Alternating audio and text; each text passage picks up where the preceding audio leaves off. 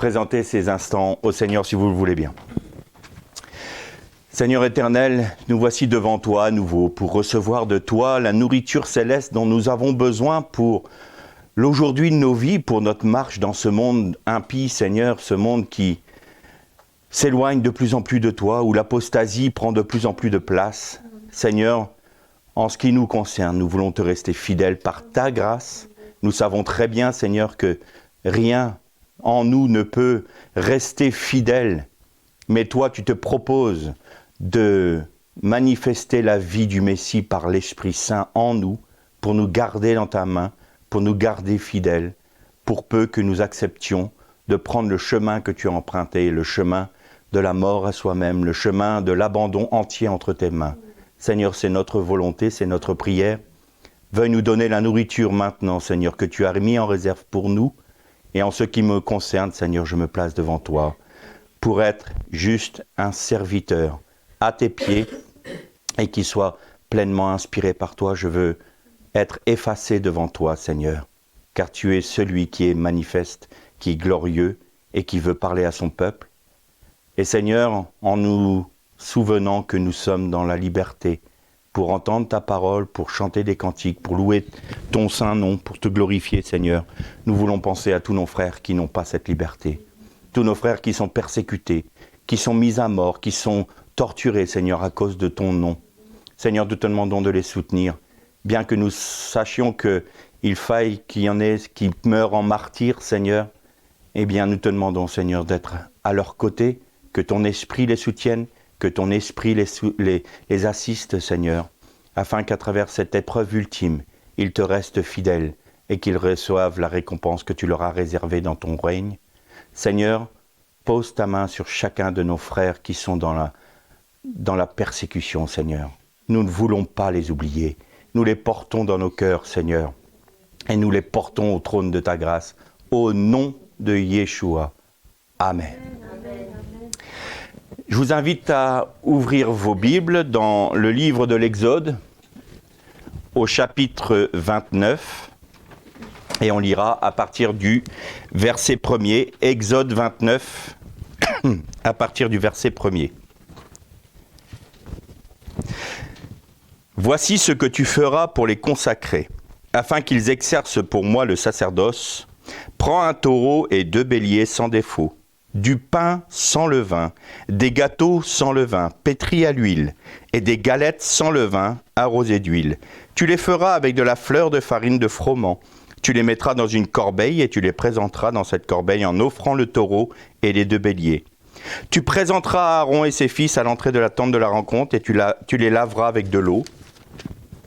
Tu prendras les vêtements, tu revêtiras Aaron de sa tunique, de la robe, de l'éphod et du pectoral, que tu serreras sur lui avec la ceinture de l'éphod. Tu poseras le turban sur sa tête et tu mettras le diadème sacré sur le turban. Tu prendras l'huile d'onction, tu en verseras sur sa tête et tu lui conféreras l'onction. Tu présenteras ses fils et tu les revêtiras de la tunique, tu ceindras Aaron et ses fils d'une écharpe et tu leur attacheras une tiare à la tête. Le sacerdoce leur appartiendra par une prescription perpétuelle. Tu investiras ainsi Aaron et les fils. Tu présenteras le taureau devant la tente de la rencontre. Aaron et ses fils poseront les mains sur la tête du taureau. Tu immoleras le taureau devant le Seigneur à l'entrée de la tente de la rencontre. Tu prendras du sang du taureau, tu en mettras sur le doigt, avec ton doigt sur les cornes de l'autel et tu répandras tout le reste du sang sur le socle de l'autel. Tu prendras toute la graisse qui couvre les entrailles, le lobe du foie, les 2 rognons, avec la graisse qui les couvre, et tu feras fumer cela sur l'autel. Tu brûleras cela sur l'autel. Mais tu jetteras au feu hors du camp la chair du taureau, sa peau et ses excréments. C'est un sacrifice pour le péché. Tu prendras l'un des béliers. Aaron et ses fils poseront la main sur la tête du bélier. Tu immoleras le bélier, tu prendras son sang, et tu en aspergeras le pourtour de l'autel. Tu couperas le bélier en morceaux, tu laveras ses entrailles et les pattes, et tu les mettras sur les morceaux et sur la tête. Tu feras fumer, tu brûleras, le bélier sur l'autel. C'est un holocauste que pour le Seigneur, une odeur agréable, une offrande consumée par les feux, pour le Seigneur. Tu prendras le 2e bélier. Aaron et ses fils poseront la main sur la tête du bélier. Tu immoleras le bélier, tu prendras de son sang, tu en mettras sur le lobe de l'oreille droite d'Aaron, et sur le lobe de l'oreille droite de ses fils, sur le pouce de leurs mains, et sur les pouces de leurs pieds, droits.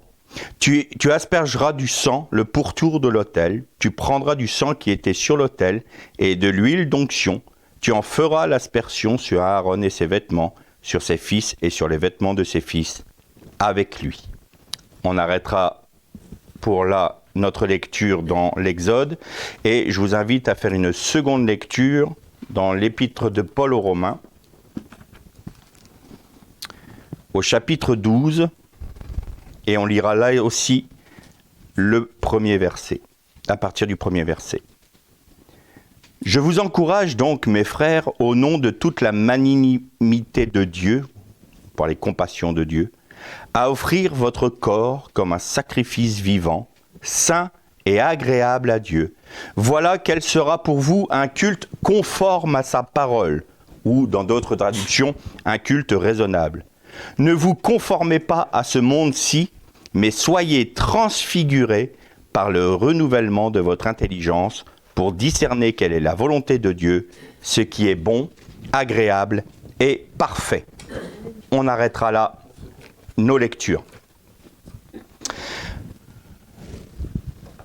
L'épître de Paul nous dit « Je vous invite, mes frères, à offrir vos corps comme un sacrifice vivant. » Alors, on parle souvent de la croix, on parle souvent du sacrifice, qu'il faut s'unir au sacrifice de Jésus, être rendu participant au sacrifice de Jésus. Et il nous faut comprendre que ce que les Hébreux ont fait, du moins ce que l'Éternel a demandé aux Hébreux de faire en termes de sacrifice d'animaux, est totalement et pleinement accompli par Christ. Et nous sommes nous-mêmes invités à être rendus participants à ce sacrifice, pour une bonne raison. Que nous dit l'épître de Paul aux Romains? Il nous dit pour que vous soyez transfigurés, transformés, pour que vous soyez renouvelés, pour que votre intelligence soit épurée de toute scorie qui vient de la chair, et qu'ainsi vous ayez un regard lucide sur le monde dans lequel nous sommes, et qui nous fait prendre une position qui soit selon le cœur de Dieu. Si nous refusons cette œuvre de sacrifice qui nous est demandée, alors automatiquement, cette intelligence que nous avons, la tserhal, on dit ça en hébreu, c'est l'intelligence de l'homme.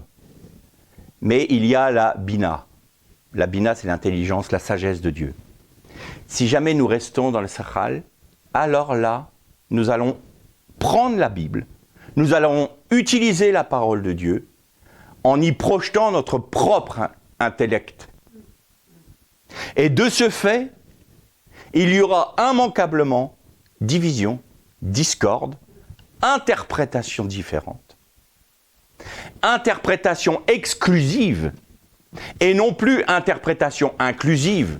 Qu'est-ce que j'entends par l'interprétation inclusive? C'est que à l'un et à l'autre, le Seigneur donne une sagesse qui fait comprendre sa parole dans une dimension, et les uns et les autres en étant unis par l'Esprit, nous avons cette plénitude de la sagesse de Dieu à travers sa parole qui nous est révélée par les uns et les autres. Mais quand c'est l'homme qui se saisit de la parole de Dieu, il l'interprète d'une manière, et la tendance naturelle de l'homme, c'est quoi? C'est de m'allier avec ceux qui pensent comme moi. Et nous allons essayer de nous réunir avec des personnes qui non seulement pensent comme nous, mais qui en plus doivent faire les mêmes expériences que nous. Donc nous attendons de l'autre qu'il corresponde à l'image que nous voulons qu'il ait. Tout comme nous voulons que Dieu corresponde à l'image que nous avons de lui. Et à partir du moment où Dieu ne rentrera pas dans nos cadres, parce qu'il ne se laissera pas enfermer dans la sagesse humaine, Eh bien, si nous projetons ça sur nos frères, eh bien, il y aura des divisions, des discordes et des séparations. Donc, il ne faut jamais oublier que diabolos, c'est celui qui divise. C'est littéralement ce que ça veut dire en grec. Celui qui engendre des querelles. Eh bien, quand nous sommes divisés, quand nous acceptons que des sentiments mauvais, des sentiments charnels nous animent pour dire « tel frère, je ne peux pas m'unir à lui. Ah oui, mais il fait telle chose qui ne correspond pas à ce que moi je pense être juste. » On n'accepte plus que l'autre puisse avoir ses propres failles. On ne se supporte plus les uns les autres. Tout de suite, on va le traiter d'hérétique. Tout de suite, on va lui dire « Ah ben non, celui-là, il ne pense pas exactement comme je... » Donc, je m'écarte de lui, je m'éloigne. Et souvent, on prend les textes de Paul qui dit que celui qui refuse la correction du Seigneur soit anathème. Anathème, ça veut dire ne puisse plus rentrer dans la communion des frères. Mais ça veut dire quoi? Alors, il y a ces paroles qui disent ne mange pas avec lui. Ne le salue pas. Et on pense que c'est une parole qui veut dire on ne va pas avoir l'élémentaire correction, l'élémentaire éducation. Ce n'est pas ce que nous dit le texte. Parce qu'il faut ramener toujours ce texte-là dans son contexte historique, géographique. C'était donné au Moyen-Orient, dans la culture hébraïque, orientale. Et c'est quoi cette culture? C'est la culture des Touaregs, des nomades. C'est-à-dire que celui qui mange à ma table est quelqu'un avec qui je n'ai aucune division ou différence de vue. Il y a une communion. C'est pour ça que les tribus nomades, encore aujourd'hui dans le Negev, quand il y a un conflit entre elles et que ce conflit se résout, eh bien, ils vont faire un repas et ils mangent ensemble pour sceller à nouveau leur amitié et le fait que la guerre est terminée. C'est ça que ça veut dire. C'est le repas de communion. Et donc, ils se saluent en tant que frères. C'est ça. Donc, pour nous, les chrétiens, à quoi ça correspond? Eh bien, à partir du moment, c'est ce que nous dit la Bible, à partir du moment où quelqu'un a reçu l'Esprit de Dieu, eh bien, il est enfant de Dieu. Il peut avoir ses failles, il peut avoir des erreurs, il peut même faire des choses qui sont pas bibliques, mais ça n'empêchera pas qu'ils peuvent avoir le salut. C'est pas à nous de décider s'ils sont frères ou pas, c'est Dieu qui le fait. Mais si nous voulons nous unir qu'avec des personnes qui pensent comme nous allons réduire comment dire, on va rendre l'esprit étriqué. Il n'y aura plus cette largesse d'esprit qui va faire qu'on va accepter et on va supporter les uns et les autres. On va se supporter les uns les autres. Non, on va devenir étriqué. Et on va vouloir que nos frères et nos sœurs rentrent dans notre conception de ce que l'on veut que soit la vie chrétienne. Or, le Seigneur agit de différentes manières pour chacun d'entre nous. Il y a autant d'œuvres de Dieu qu'il y a d'êtres humains sur terre. Mon expérience ne peut pas être exactement la tienne. La tienne ne pourra jamais être la mienne, parce que nous sommes différents, parce que nous avons chacun notre personnalité. Et le Seigneur adapte toujours son œuvre à notre personnalité. Il y a évidemment des prérequis, un socle commun, je dirais, c'est-à-dire la foi dans le sacrifice de Jésus, par lequel nous avons la rémission de nos péchés, la réconciliation avec Dieu. Ça, c'est un fait, c'est évident. Ensuite, il y a ceux qui vont accepter l'œuvre de Dieu dans leur vie, ce dont on va parler maintenant, plus ou moins grande. Il y en a qui vont accepter un abandon total de leur vie et ils vont mettre aucune barrière à Dieu dans cette œuvre de restauration de leur âme et de renouvellement de l'intelligence. Et il y en a d'autres qui vont garder malgré tout des parts de leur vie. Ça ne leur enlèvera pas le salut, mais ils perdront une part de leur récompense, parce qu'ils ne se seront pas complètement abandonnés. Mais ça ne veut pas dire que tous les chrétiens vont être des disciples. Enfants de Dieu rachetés, oui, mais disciples, pas forcément. Un disciple, c'est celui qui s'abandonne totalement à son maître et qui le suit partout où il va. Ça, c'est le disciple. C'est le disciple, c'est celui qui va obéir à ce que son maître lui enseigne. Un chrétien peut très bien être racheté par grâce, peut être un enfant de Dieu et ne pas vouloir suivre Jésus partout où il va. Et où est-ce que Jésus nous demande d'aller? Là où on va.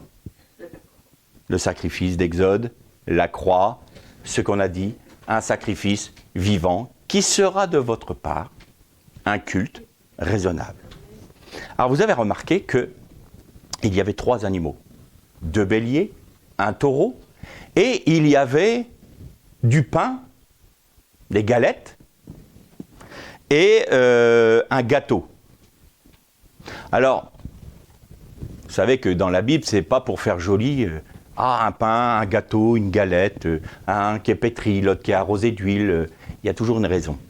Et là, vous allez voir que l'Éternel demande à Moïse de commencer par ça. Tu feras du pain, azim. Donc, lechem, c'est pain, azim, c'est matzah.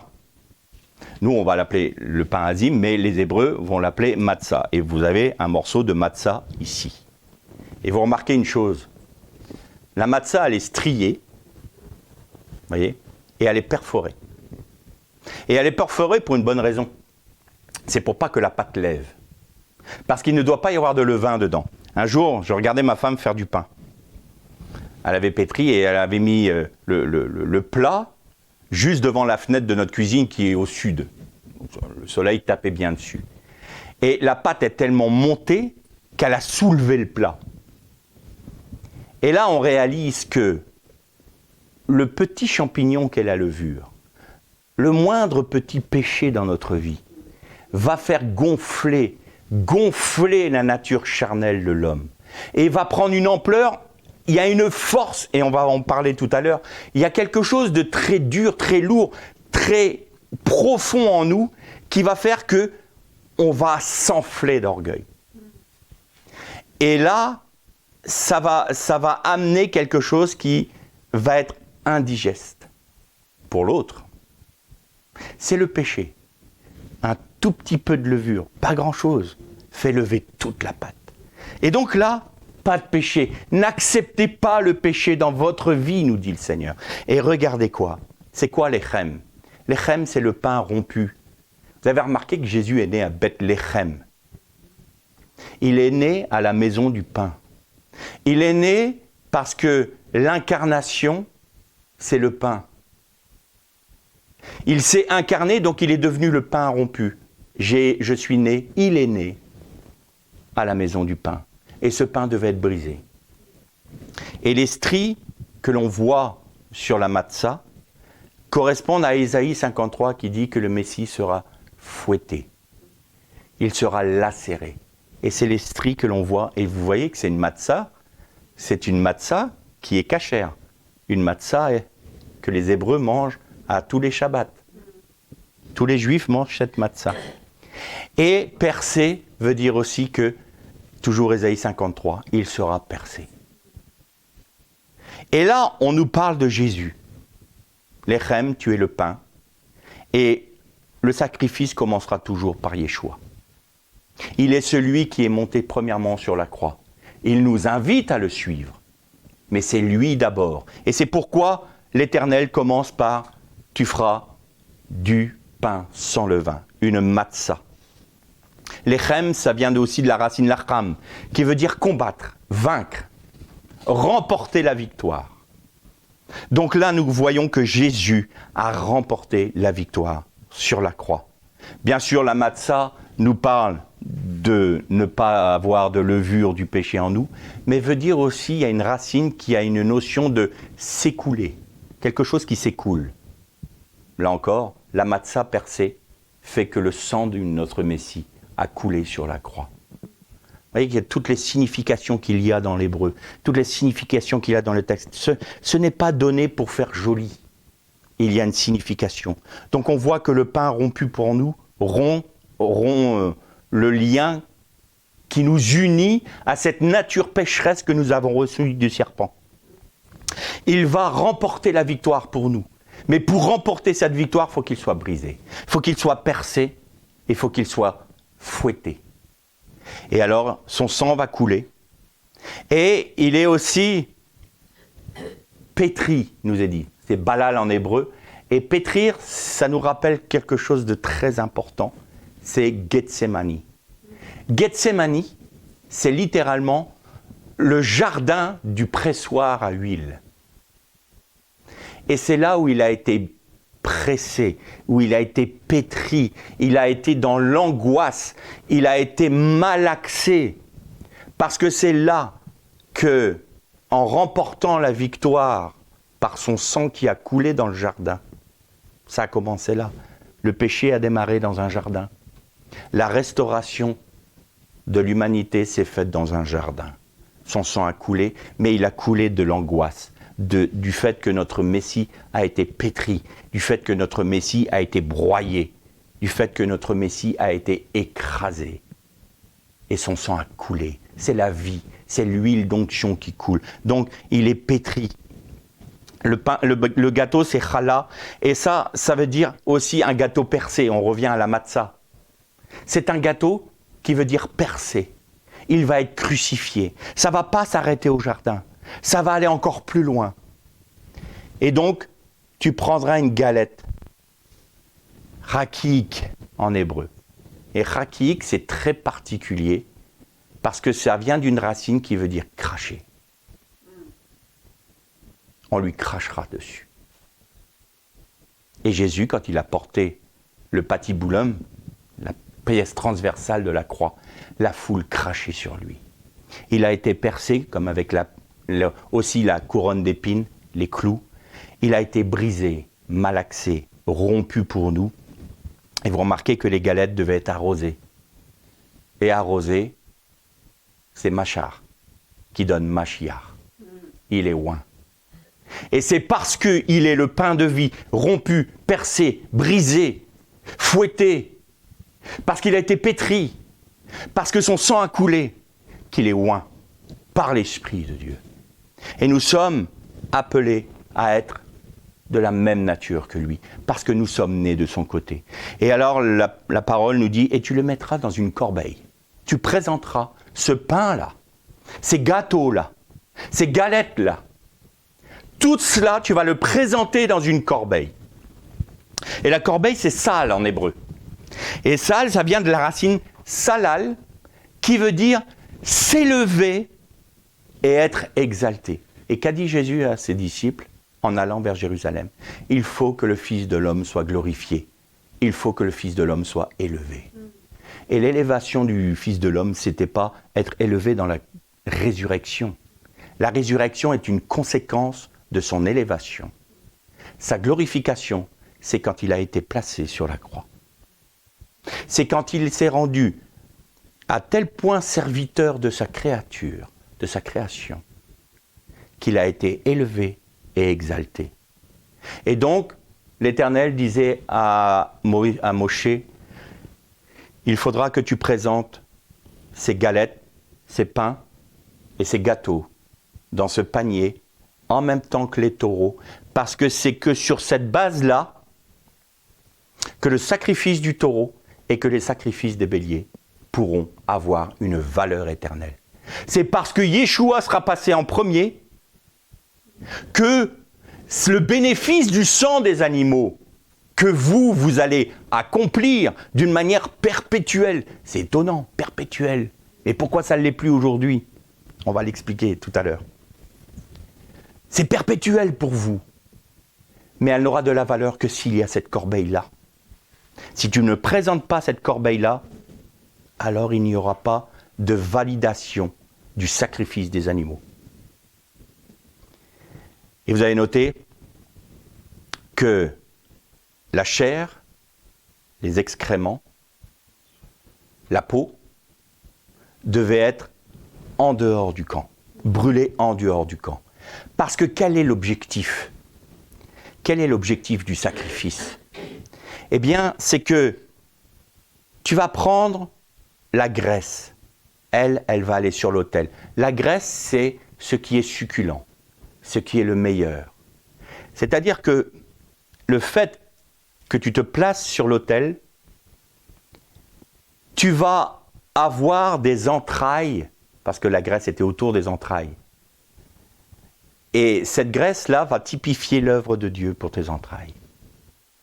Elles vont être lavées. À un moment, le texte nous dit, tu laveras les entrailles. On en a parlé dans une méditation précédente. Tu laveras les entrailles à l'eau et tu les placeras sur l'autel du sacrifice. Avec la graisse, avec les jambes du bélier. Et le sang devra couler sur l'autel. Et c'est le sang qui va sanctifier l'autel. Donc c'est le sang de Yeshua qui sanctifie pour nous l'autel sur lequel nous nous plaçons. Nous ne sommes pas purs par nous-mêmes. Nous sommes purifiés et sanctifiés que parce que le sang de Jésus a coulé. C'est pour ça que si nous y allons, non pas sur la base du sacrifice de Jésus, c'est-à-dire d'être rendu participant à son œuvre à lui, et que nous voulons obtenir le salut et la grâce de Dieu par nos propres œuvres, nous ne pouvons pas être agréés par Dieu. Nous ne pouvons pas mériter le salut, nous ne pouvons pas mériter le statut de disciple. On ne peut pas l'atteindre par nous-mêmes. Ce n'est pas par nos sacrifices, ce n'est pas par nos œuvres, ce n'est pas par nos mortifications. Ce n'est pas possible. Pourquoi ? Parce qu'il n'y a pas la corbeille de pain, de gâteaux et de galettes. Nous la mettons de côté. Et nous disons, Seigneur, je vais mériter pour toi, je vais faire ça pour toi, je vais me mortifier pour toi. Et la chair peut très bien être très religieuse. Bien plus religieuse que ce que le Seigneur nous demande. Et on va vouloir obtenir la récompense de l'œuvre de Jésus à la croix par nos propres forces. Et ça ne fonctionnera pas. Nous serons toujours dans la défaite. Nous serons toujours dans le combat qui va faire que nous trébuchions en permanence. Qu'est-ce qui va faire que nous ne trébuchions pas ? C'est que dans cet acte d'abandon sur la croix de Dieu, sur la croix de Yeshua, nous réalisons que nous sommes morts. Mais morts. Un mort ne réagit pas.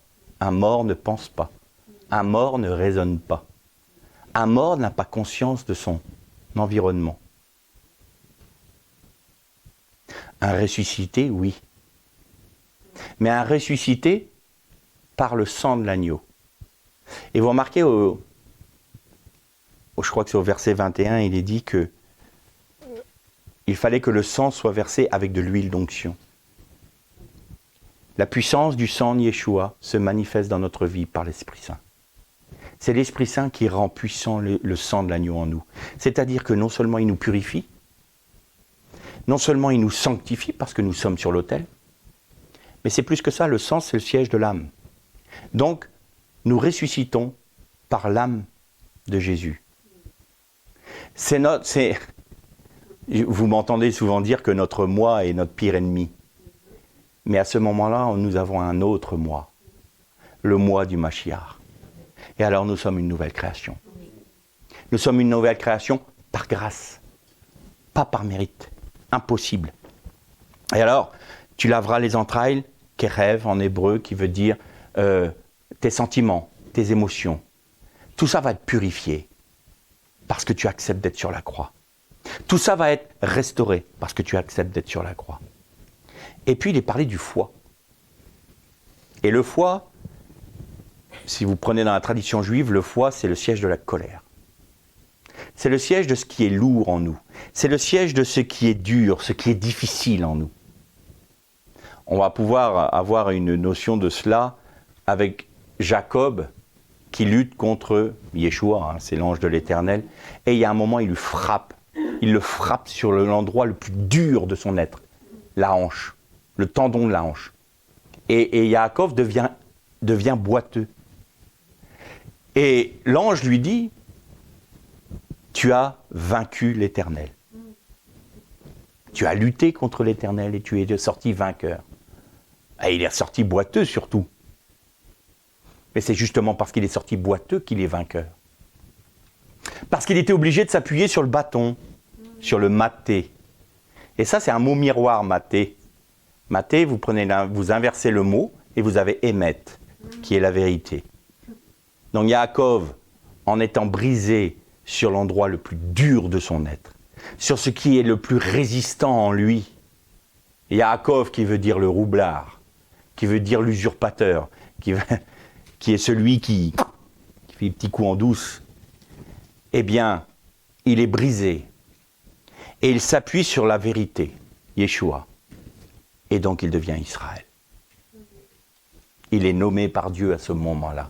Il a un nom nouveau à ce moment-là. Mais c'est parce qu'il a perdu le combat qu'il est vainqueur. C'est parce que nous serons morts que nous serons vainqueurs. C'est parce que nous serons sur la croix que nous serons vainqueurs. Nous ne pouvons pas être vainqueurs en dehors de la croix. La croix, c'est notre trône. C'est notre trône. Et alors le foie, il doit être aussi purifié. Les rognons, c'est vraiment le cœur des entrailles, c'est là où il y a les sentiments. Tous nos sentiments vont être modifiés. Et c'est ce que dit Paul dans son épître aux Romains. Il dit, votre intelligence va être renouvelée. L'intelligence humaine va faire en sorte que nous brillions devant la société. Que nous ayons les meilleurs diplômes, la meilleure statut social, que nous soyons ceci, que nous soyons cela, que nous soyons reconnus par nos pères, que nous soyons reconnus par les hommes, que nous ayons une position. Ça, c'est la sagesse humaine. Parfois, on va dire comme ça, « Ah, cet homme, il a réussi sa vie. » Ou « Cette femme a réussi sa vie. Il est très riche, il a tout ce qu'il veut. » Mais il n'a pas réussi sa vie. Il brille, c'est la sagesse humaine. La sagesse de Dieu, c'est Jésus n'a pas fait prévaloir sa position glorieuse. Non seulement il ne l'a pas fait prévaloir, mais il l'a quitté pour s'incarner dans notre humanité, pour revêtir notre faiblesse, pour revêtir nos limitations. Et non seulement il a revêtu notre chair et notre condition humaine qui est limitée, mais il a été tenté en tout point, comme nous. La seule différence, c'est qu'il n'y avait pas de levain en lui. Et donc la pâte n'a pas pu monter pour Yeshua. Mais comme il savait que nous ne serions incapables de le faire, puisque les Hébreux n'ont pas pu le faire, eh bien il a dit, maintenant je vais m'offrir en sacrifice pour vous. Alors je vais être brisé, broyé, je vais être percé, mon sang va couler, alors que je suis glorieux. Je suis glorieux. Mais cette gloire qui est dans les cieux, vous imaginez que Jean, quand il revoit Yeshua, il tombe comme mort. Il est tellement imprégné de la gloire de Jésus qu'il tombe comme mort. Et Jésus a quitté ça pour venir laver nos pieds. Et on oserait dire au Seigneur, je vais y arriver par mes propres forces. J'ai pas besoin de toi, Seigneur, pour faire ton œuvre. J'ai pas besoin de toi, Seigneur. Moi, je suis assez grand, je suis assez fort, je suis quelqu'un qui est reconnu par mes frères. Mais non, non, non, non. Tu es limité. Laisse-moi prendre toute la place. Offre-toi comme ton maître en sacrifice pour tes frères. Tu t'offres à Dieu pour tes frères. Ah mais Seigneur, c'est pas juste. Elle est où ma récompense? Elle était où la récompense des Lévites? Vous savez que les Lévites, la science a découvert ça, ils ont un gène particulier que le reste de l'humanité n'a pas, que même le reste des tribus d'Israël n'ont pas. Je ne me rappelle plus du nom, mais c'est au niveau d'un chromosome. Il y a un gène qui est spécifique à la famille des Cohen, c'est-à-dire des prêtres. Et on sait que une personne est de la tribu de Lévi et de la famille des Cohen parce qu'il y a ce gène-là, que le reste de l'humanité n'a pas. Il y a une marque chez eux. Il y a un sceau chez les Lévites. Et comme j'ai coutume de dire que les vainqueurs des 7 églises d'Asie sont les Lévites de la Seconde Alliance, que nous dit l'Apocalypse? Vous serez scellés Et l'Éphésiens nous dit, c'est quoi qui va nous sceller? Vous êtes scellés par l'Esprit de Dieu. Parce que vous vivrez par l'Esprit, parce que le Saint-Esprit en vous va produire la vie du Messie, va rendre puissant pour vous le sang de l'agneau qui a coulé sur la croix. Et parce que vous êtes vous-même sur la croix au bénéfice de l'Esprit, vous êtes scellés. Vous êtes scellés. Mais pour être scellé, il faut être sur la croix. Il n'y a pas d'autre chemin. Il n'y aura pas d'autre prédication. C'est pas la peine d'essayer de sortir des doctrines, tout ce qu'on veut. Je vais vous donner une technique pour que vous arriviez à ceci ou cela. La croix, la croix, la croix. Paul qui disait, je n'aurai d'autre chose à vous dire que Jésus-Christ et Jésus-Christ crucifié. Point. On ne peut pas. Tout ce qui va sortir de ça, ça va être, on va composer, on va essayer de se mettre dans une position où on va mériter, puis garder quand même une partie de notre vie. Eh bien, vous savez quoi? La peau, c'est or en hébreu. Hein? On en a déjà parlé avec un haïn. Mais ça, on peut dire aussi our. Et our, ça veut dire être mis à nu. Est-ce qu'on accepte d'être mis à nu par Dieu? Alors ça, c'est pas agréable. Pourquoi? Parce que le fait d'être mis à nu, ça va nous amener dans la même réflexion qu'Adam quand il a perdu son or, c'est-à-dire la lumière avec un aleph. Il était revêtu de la gloire de Dieu. Il l'a perdu en péchant et il a réalisé qu'il était mis à nu. Et il a eu peur. Or, un enfant de Dieu qui accepte la croix est un enfant de Dieu qui accepte de devenir un disciple et de demeurer dans ce statut de disciple, parce qu'on peut très bien être un disciple pendant 10 ans et puis s'arrêter. Le salut s'obtient par la foi seule, mais le statut de disciple peut être perdu très vite. Et c'est pourquoi Paul disait, oubliant ce qui est derrière et tendant vers ce qui est en avant, espérant, si je puis, avoir part à la résurrection d'entre les morts. Ça veut dire que la récompense des Lévites, dont je parlais tout à l'heure, c'était pas la terre. Il n'y avait rien qui s'attachait à la terre pour les Lévites. Le seul héritage des Lévites, c'était Dieu lui-même. Et pourquoi le seul héritage des Lévites, c'était Dieu lui-même? Parce qu'ils n'avaient pas participé au péché du veau d'or. Celui qui accepte de ne pas rentrer dans l'idolâtrie, et surtout la première de toutes, on va dire, oh, idolâtre, on ne va pas aimer une doctrine. Non, non. Le premier Dieu que nous servons, c'est nous-mêmes. C'est nous-mêmes. Et pourquoi on le sert? Parce qu'on ne veut pas qu'il meure. Et comme on ne veut pas qu'il meure, on ne veut pas être sur la croix. On ne veut pas être restauré. On ne veut pas que notre intelligence soit renouvelée. On ne veut pas que ça soit l'Esprit du Christ qui nous anime. On a peur d'être perdu en lui. Nous n'avons pas suffisamment foi en lui pour se perdre dans son amour. Alors on veut garder notre position. On ne veut surtout pas être mis à nu. Parce qu'on a peur de voir ce que nous sommes réellement aux yeux de Dieu. Mais c'est ça qui est salutaire. Et le Seigneur va dire, laisse-toi être mis à nu. Parce qu'à ce moment-là, tu vas voir ton état. Et moi, je te donne la solution à ton état. Parce que dehors, avec un œil, tu vas voir comment tu es. Mais tu vas voir aussi, je vais te montrer la croix. Je vais te montrer le sacrifice de Jésus. Je vais te révéler ce qu'est cette corbeille de pain, de gâteau et de galettes. Je vais te révéler que tout est accompli en lui et que tu as juste à te mettre dans cette même position. Alors, c'est la vie du Christ qui va se manifester dans ta vie. Tu seras une nouvelle création. Tu seras de la même nature que mon Fils. Et en étant de la même nature que mon Fils, tu as part à sa gloire. Ça, c'est l'héritage des Lévites.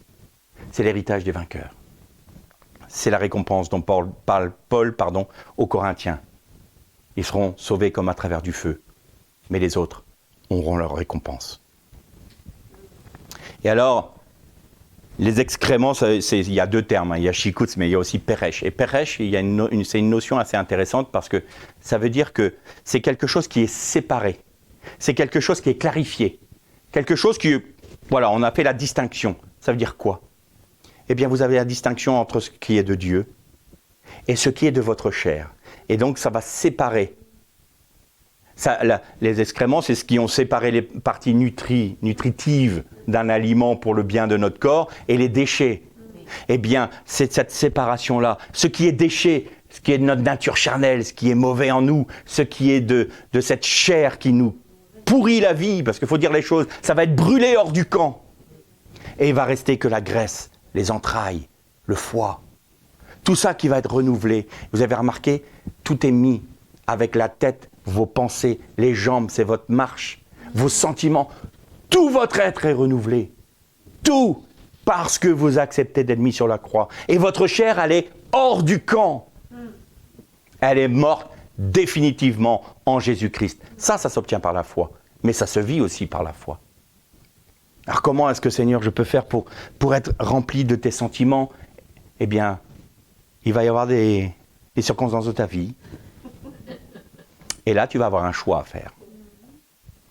Soit tu réagis, soit tu veux pas mourir sur tel et tel point, soit tu dis, Seigneur, non pas ma volonté, mais ta volonté. Est-ce que tu acceptes d'être dans la corbeille aussi? Malaxé à Gethsémani? Est-ce que tu acceptes d'être broyé? Est-ce que tu acceptes d'être brisé? Est-ce que tu acceptes d'être percé? Percé dans ton âme, parce que tu n'as pas envie de perdre. Il est hors de question que je perde devant cette personne. Le Seigneur te dit si. Parce que si tu perds, tu gagnes. La croix n'est pas sympathique du tout avec nous. Faire croire que la croix ne fait pas souffrir, faire croire que la croix c'est une balade de santé, ça c'est complètement faux. Les clous, on les sent. Les couronnes d'épines, on la sent. Les lacérations du fouet, on les sent. Dans notre âme, dans notre chair. Mais celle-là, il y a une sentence de Dieu, la mort, point. Nous, on doit se mettre au diapason de la sentence de Dieu. Tu as décidé que c'était la mort pour ma chair, qu'il en soit ainsi, amen. Point. On ne rajoute rien. On accepte la sentence de Dieu. Et là, vous avez marqué que le sang du bouc, donc ça c'est pour le péché, vous avez vu, pour le péché et pour la consécration. C'est-à-dire que d'abord le péché c'est le taureau. Pourquoi un taureau? Vous savez que la lettre Aleph c'est une tête de bovin dans les signes proto-sinaïtiques de l'hébreu, c'était une tête de bovin. Et ça représente toujours Dieu. C'est pour ça qu'il y avait un veau d'or aussi. Mais à leur image. Parce qu'ils ont fait dire, Aleph c'est Dieu, oui, mais alors le Dieu que nous on a l'habitude de voir, qui était Apis en Égypte, avec le disque solaire entre les cornes. Donc on va garder quand même une idolâtrie, notre image de ce qu'on fait de... Non, l'Éternel dit, je veux me révéler tel que je suis. Et pourquoi le taureau pour les Kohen, les Kohanim? Parce que, comme ils représentent ceux qui vont faire le sacrifice pour Jésus, Aaron va devenir Dieu pour le peuple. Il a une tiare. Et il y avait Saint est le nom de l'Éternel, Adonai, le tétragramme sur cette tiare-là. Et cette tiare, par son illumination, jugeait le peuple.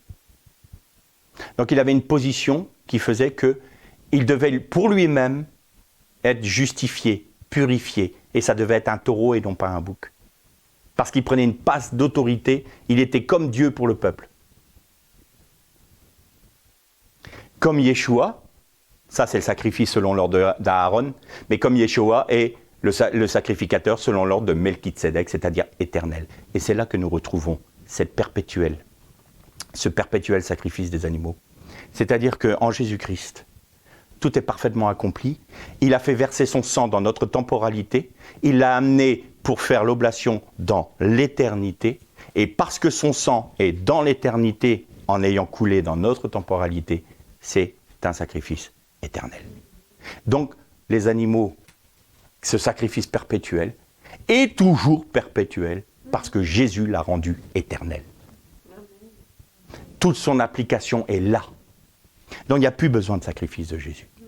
Et donc il y avait le taureau d'abord et ensuite les boucs. Et les boucs c'était pour la consécration. Et donc là c'était pareil. Il y avait une épaule. L'épaule c'est la partie costaud. Et il y avait L'alia, c'est la queue. Bizarre que le Seigneur lui demande la queue. Et la queue, c'est la racine de l'échine. Hein. Elle était coupée à cet endroit-là, elle était brisée. Et là, c'est intéressant parce que ça veut dire un sacrement aussi. Alia, c'est une queue. C'est un sacrement. J'ai juré. Et donc, j'ai juré que ce sacrifice vous serait éternel. Ça manifeste que Dieu juge par son propre nom. Il juge par sa propre œuvre en Jésus-Christ. Il jure, par sa propre œuvre en Jésus-Christ. Et parce que Dieu jure par son propre nom, ça a une valeur éternelle. Et que à chaque fois que nous voulons jurer, nous, parce que nous avons de plus cher sur terre, il ne faut pas le faire. Pourquoi ? Comment pouvons-nous jurer d'une manière plus grande que Dieu ne jure lui-même par lui-même ? C'est impossible, ça sera en deçà. Donc ne jurez de rien, que votre oui soit oui, que votre non soit non. Parce que l'Éternel a juré par son propre nom. N'essayez pas encore d'usurper la gloire de Dieu. Soumettez-vous au Seigneur. Et donc, ils avaient du sang sur le lobe de l'oreille. Ça voulait dire que ils allaient écouter. Mais écouter, c'est Shema. Shema Israël. Mais Shema, ça veut dire aussi celui qui écoute, qui prête attention et qui obéit. C'est pas simplement entendre. Je peux entendre une conversation, puis ou entendre un son. Non, c'est j'écoute attentivement, et je me conforme tout de suite au commandement que je viens d'entendre. Ça, c'est Shema Israël. C'est pas écoute Israël, l'Éternel est ton Dieu. C'est écoute, comprends et obéis, car l'Éternel est ton Dieu. Ça, c'est l'oreille. Ensuite, le pouce de la main droite, le pouce du pied droit, c'est l'action et c'est la marche. Tout notre être est transformé, est transfiguré, comme nous dit le texte de Romains, pour être rendu semblable à l'image de Jésus. Et alors, nous pouvons faire ses œuvres. Nous sommes donc consacrés. Notre consécration vient du fait que nous sommes sur la croix et que nous laissons l'œuvre de la croix pleinement s'accomplir en nous. Alors nous sommes consacrés. Et seulement à ce moment-là, nous sommes consacrés. Et ça vient de la racine malais, qui veut dire quoi ? Être accompli. Être rendu parfait. Être complété. Voilà. Et là, nous sommes en total bénéfice du sacrifice de Jésus, du salut jusqu'à la consécration. Et le message que je veux laisser, ou que je pense que le Seigneur veut laisser sur nos cœurs aujourd'hui, c'est ne restons pas au milieu du gué. Le salut, nous l'avons. Je crois simplement que Jésus est mort pour moi. Je me suis repenti de mes péchés. Vraiment. Pas prière en l'air. On est convaincu de péché, de justice et de jugement. Seigneur, je te demande pardon parce que je suis séparé de ta grâce. Je suis séparé de mon Père et la solution est dans ton sang. J'ai le salut. Mais il ne faut pas s'arrêter là. Maintenant, notre objectif, c'est la consécration. Notre objectif, c'est d'être rendu semblable à notre Maître. Que d'être des disciples qui le suivent partout où il va. Alors, vivons la croix, vivons-la pleinement. Ça implique un abandon non seulement total, mais ça implique aussi que nous allons perdre.